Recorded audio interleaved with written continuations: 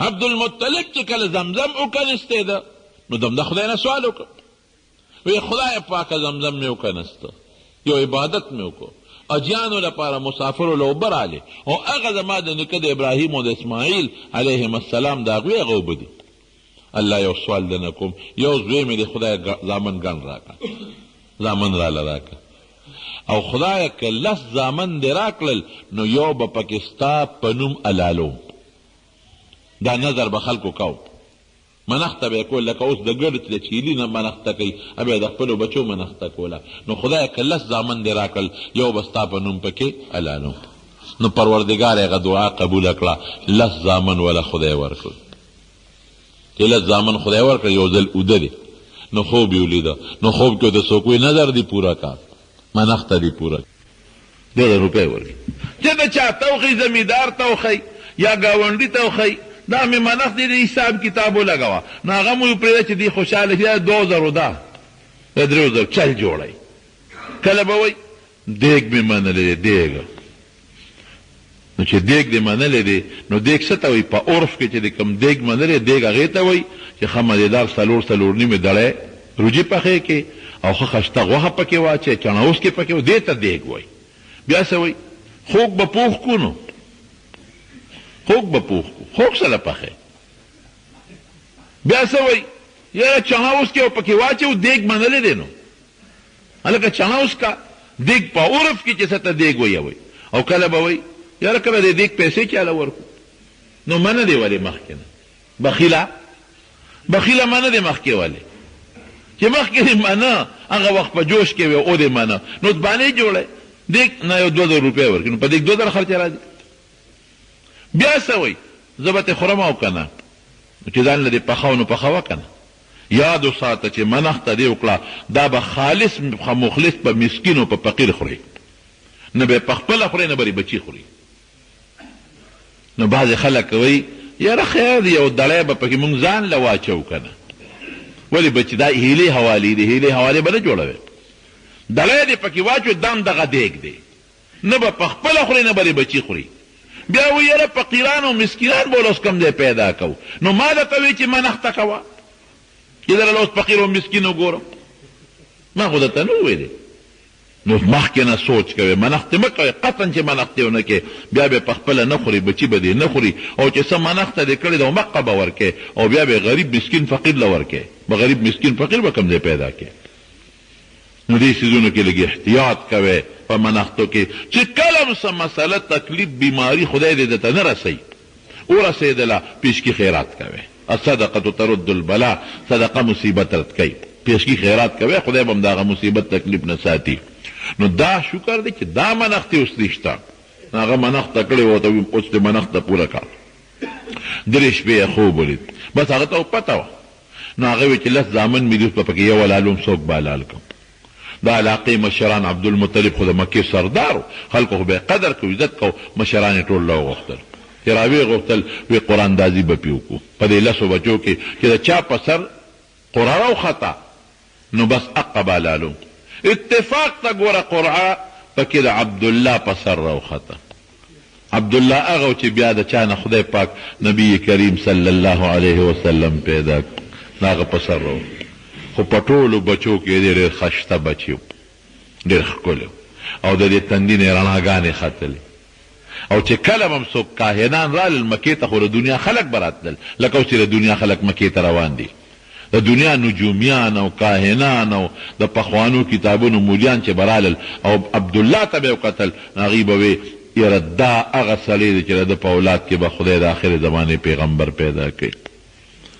د تندې رڼا کې نورانیت دی پکې د کې نښې پرتې دي د آخر زمانې د پیغمبر نو د خلکو ورسره مینه وه او دې عبدالمطلب ته خلکو درخواستونه کول چې زما لور ورکوم د مکې غټو غټو خلکو دا شوق چې د زما زوم شي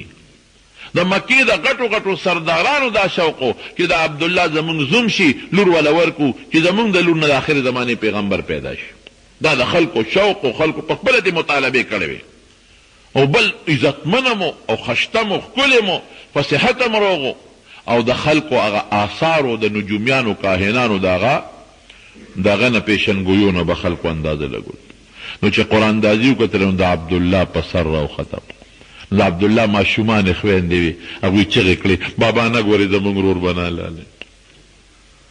دا نور دو دي د پلاره، څه پکې دو دي، څه پکې درې دي د یو موره، او زمونږ د موره ګورې دغه یو دی ښه، دا زمونږ د نورې مونږ خویندې یو، بابا دې بنا لاله. او د مکې چې کوم اشرافو او لوی خلکو هغوی به مې وي چې ګوره دې لال نه کې، نو خو ډېر مبارک انسان دی، دې لال نه کې. بیا به قرآن دازي واچوله، بیا به د هغه په سر راوخته، بیا قرآن دازي، بیا به د هغه په سر راخته. وی څوکم نو مشران ولې یو مشوره ورکړه، هغې ورته داسې کار وکړه چې اوښان راوله، د سره اوښ ودروه، د دې عبدالله او د هغه اوښانو کې قرآن دازي وکړه. نو که د عبدالله په سر راوختله نو دې حلال کو، که د اوښانو په سر نو اوښان به د په ځای حلال شي. نو سی به لس اوښان یې راوستل. نو چې قرآن دازي وکړه نو بیا د عبدالله په سر راوخته، نو بیا اوښان شل کړل. نو چې شل اوښانو د عبدالله منځ کې قرآن دازي وکړه، بیا د عبدالله په سر راوخته. نو اوښان یې 13 کړل، بیا د په سر شو. نو اوښان بیا ورته 10 زیاتول، اخره کې 100 اوښان شو. یو خوا 100 اوښان، بل خوا عبدالله. نو چې قرآن دازي وکړه نو د 100 اوښانو په سر راوخته. نو خوشحاله شو،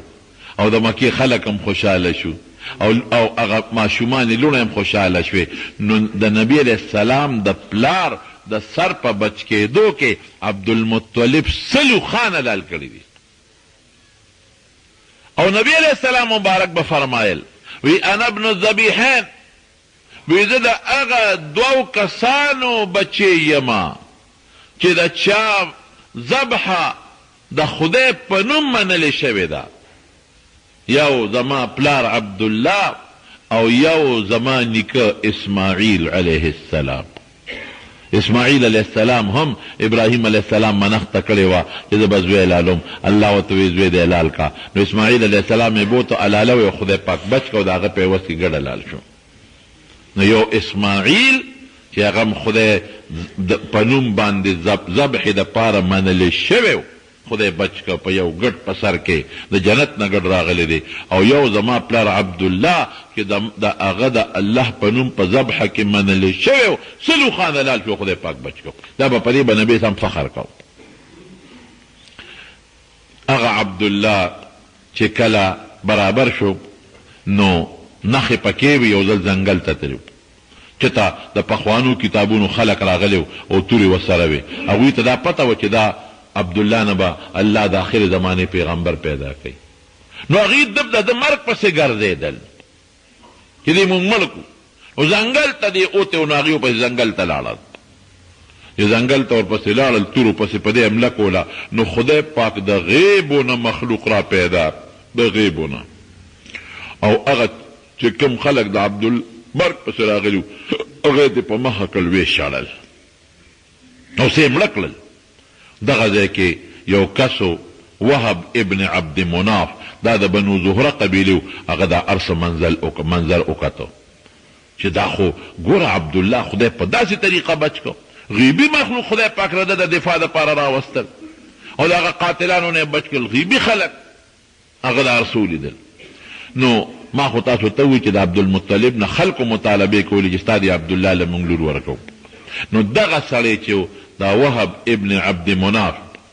وهب ابن عبد مناف دا چې دا قسمت خدای د هغه ویښ کړی و.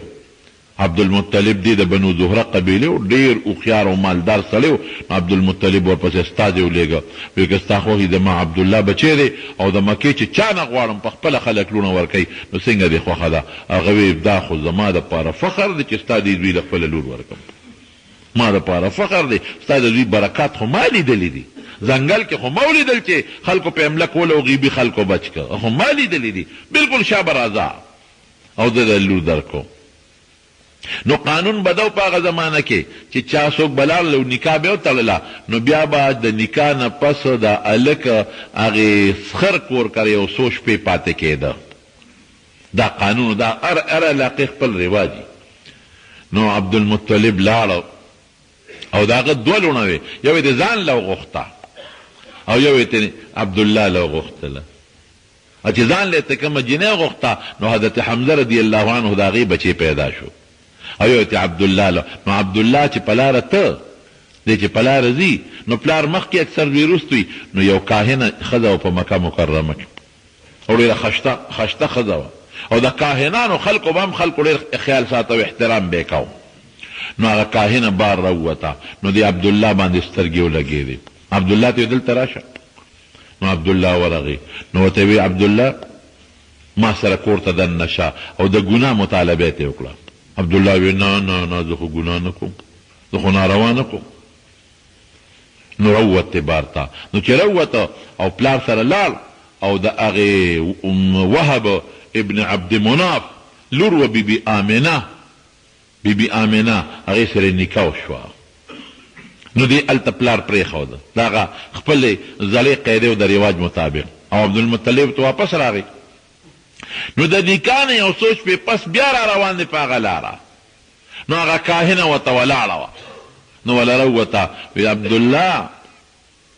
ودرېږه چې ودرېد. وی زه په مخه دی ښه داسې ښه نظر یې ورته ونه کتل. نو عبدالله ورته وی چې تا خو ابلو زما ډېر دار مدار وکړ او ډېر قدر دې زما وکړو او کور ته دې بوتلم او بیا دې رانه د ګناه مطالبه وکړو خدای دې نه وساتلم او نن چې ما ته دې وکتل نو ما باندې ما نه نفرت وکړو ما ته وی ځه. وی چا سره دې نکاح کړې ده؟ وی آمنې سره د وهب لور سره. وی داسې کار دی عبدالله زه زناکاره ښځه نه یم.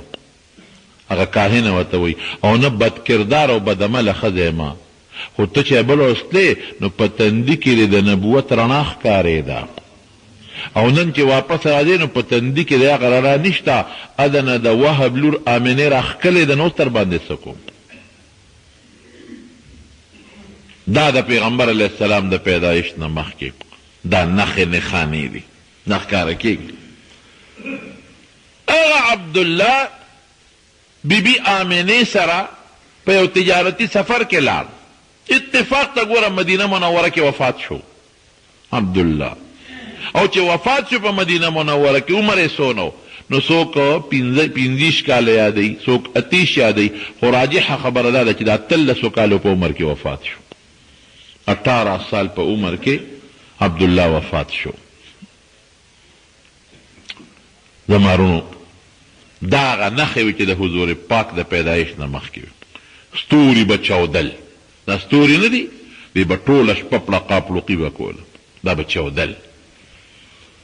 او د ستورو نه علاوه چې څومره نجومیانو مکې مکرمې ته دنیا نجومیان راتلل شروع شوي، کاهنان راتلل شروع شوي او د پخوانو کتابونو خلق مکې ته راتلل شروع شوي او دا یو پروپیګنډه وه چیرې نبی آخر الزمان هغه دنیا ته راتلو والا دی. دا ورځې دي چې د دې ورځو کې د آخر زمانې پیغمبر پیدا کېدو والا دی. هلته په مدینه منوره کې چې د مدینې یهودیانو هغې به هم دا وې چې کله به د مدینې د یهودیانو د مدینې د انصارو سره جګړه راله که نه نو څه به یې وې؟ دو خبرې به یې کولې وکانو من قبل یستفتحون علی الذین کفروا. دی به څه وې؟ هغې ته به دمکي ورکوله وی صبر وکئ د آخر زمانې پیغمبر راتلو والا دی او که هغه دنیا ته راغی نو موږ به ورسره ملګري کېږو تاسو باندې حملې به کوو پرېږدو به نه تاسو به ختمو. خدای بیا خبره لوړې کړه. قرآن شریف کې الله وی فلما جاءهم ما عرفوا کفروا به. مخکې به داسې وې او کله به څه وې وی خدای توسل به کو وسیله به کوله په پیغمبر علیه السلام. خدای د آخر زمانې پیغمبر د هغه په برکت مونږ له ګټه راکې، د هغه په توسل او په وسیله مونږ له د دې مدینې په خلکو ګټه راکې. نو نبی علیه السلام ته الله وی چې د پیدایش نه مخکې به ستا په وسیله سوالونه کول او ستا دا به وي چې هغه باندې به مونږ ایمان راوړو او د مدینې من خو خلکو سره به جګړې کوو. خو چې فلما جاءهم ما عرفو چې ورته هغه پیغمبر راغی او دوی پېژن چې دا د خدای هغه آخري پیغمبر دی رښتونی نو کفرو به بیا پې کفر وکړه. نو خبره لوړې شوه د مدینې انصارو په ایمان راوړو یهودیانو سره جګړه شروع شوه. د هغه پیشنګویۍ دي مخکنی د حضور پاک متعالی. دغه زمانه کې چې ته حضرت ابوبکر صدیق پیدایش نه پس ته خو زه به ته د دې وخت کې ویم حضرت ابوبکر صدیق رضی الله عنه یو علاقې ته تجارتي سفر کې تللی نو چې تجارتي سفر کې علاقې ته لاړ نو هلته کې هغه قافله کې یو کاهن پخوانو کتابونو عالم په ابوبکر صدیق یې نظر ولګېد هلکه وایي ته ما ته دارون وښایه دارون هغه یې زما پرون څه کې شریف سړی خو چاته رون نه ښي وایي زما پکې ډېر لوی غرض دی تا نه پېښته نه دی زما پکې لوی غرض دی وایي زه چاته رونونه نه ښیم خلکو ورته وایي چې ده پکې لوی غرض دی وښایه که نه حضرت ابوبکر صدیق مجبوره که نو هغه ورته رون وښو یو ځای کې راځي چې خېټه او بل ځای کې رون چې رون یې ورته وښو نو هغه کاهن ورته څه وایي وایي د اخر زمانې پیغمبر چې کله پیدا شي که نه نو وایي ته به یې لومبی خلیفه او ته پې لومبي ایمان هم راوړې وی تا د څه نه پته ولګېده وی ستاسو ګوره دا شکلونه زموږ په کتابونو کې پراته دي ستاسو ټول صفتونه زموږ په کتابونو کې پراته دي نو چې ما درته وکتل او تپوس یې ته وکړه ستا څه نوم دی فلانکې د پلار څه نوم پلانکې د پلانکي قوم یې د پلانکي قوم یې وي وی دا چې ستا څه ماته وي دا ټول زموږ په کتابونو کې شته دا یو نښه مې دله صرف کته چې ستا په پتون به یو تور داغ نو چې کله نبی علیه السلام د نبوت دعوه وکړه که نه د 40 کالو په عمر کې نو ابوبکر صدیق سره خو پوره دوستانه و تعلق و نو حضرت ابوبکر ته ابوبکر ما له خدای پیغمبري راکړه وی صاحب ایمان دې زما درمان بې دلیل درمان زما ایمان دې دې مانم زما ژوند تا سره تېر شو زه پورې تا چې د دروغ ویلي نه دي خو ما ته پته ده چې تا کې کومې نښې پرتې دي زه خبر یم دنه هسې یو تپوس ته نه کوم چې ستا د نبوت او د پیغمبرۍ څه معجزه څه نښه دلیل شته که نشته نو حضور پاک ورته وي او په پلانکي سفر کې چې هغه کاهن د پخوانو کتابونو ملا ستا په پتونه تور داغ کتل دغه مې نښه ده دا ستوري به چودل دا پلقا پلوقي به ختېدله دغه زمانه کې چې حضور پاک لا دنیا ته تشریف نور وړل او خلکو کې لږه نیکي پیدا شوه فوري مخکې خو جاهلیت و تېره جمعه مې درته ویلي خلکو کې لږه نیکي پیدا شوه بعضې خلک راووتل هغې ویې لکه د بوتانو عبادت نور نه کوو یاره دې موږ له څه راکړل چا به یې دا زناکاري بندو چا به یې دا ناروا او دا ګناهونه چې دا ډاکې او دا غلاګانې کېږي دا بندول پکار دی داسې قسمه خبرې پکې شروع شي او د دنیا خلک مکې ته راتلل به او معلومات به یې غشتل څه نوی کار خو شوی دی او که نوی کار نه دی شوی دا د نبی کریم صلی الله علیه وسلم د پیدایش د مخکې هغه علاماتو چې خدای پاک په دنیا کې رو ښکاره کول نسب اعلا بهترین نبی کریم صلی الله علیه وسلم فرمایي وی خدای پاک دا نسبونه چڼولو نو پټولو کې بهترین نسب چې کم چان که پیدا کنو هغه د اسماعیل علیه السلام نسب او هغه بیا چڼول نو په هغې چې کم بهترین نسب هغه د قریشو و او بیا قریش چڼول نو چې په هغې کې کم بهترین نسب نو هغه د عبدمناف و نو هغه بیا چڼول نو په هغې کې چې کم بهترین نسب هغه د بنو هاشم و نو هغه چڼول نو په هغې کې بهترین نسب بیا زما راوخته نبی علیہ السلام فرمایي چې زه د ما نه واخله تر د آدم علیه السلام پورې په بهترین نسب کې خدای پیدا کړی او په بهترین قوم کې خدای پیدا کړی او په بهترین قبیله کې خدای پاک پیدا کړی دا هغه نښې وې د حضور پاک د پیدایش نه مخکې او بیا د نبی علیه السلام د پیدایش په وخت کې یا د پیدایش نه پس چې کوم بعضې حالات دي چونکې میاشت ربیع الاول ده نو بیا انشاءالله په آینده جمعه کې درته بیان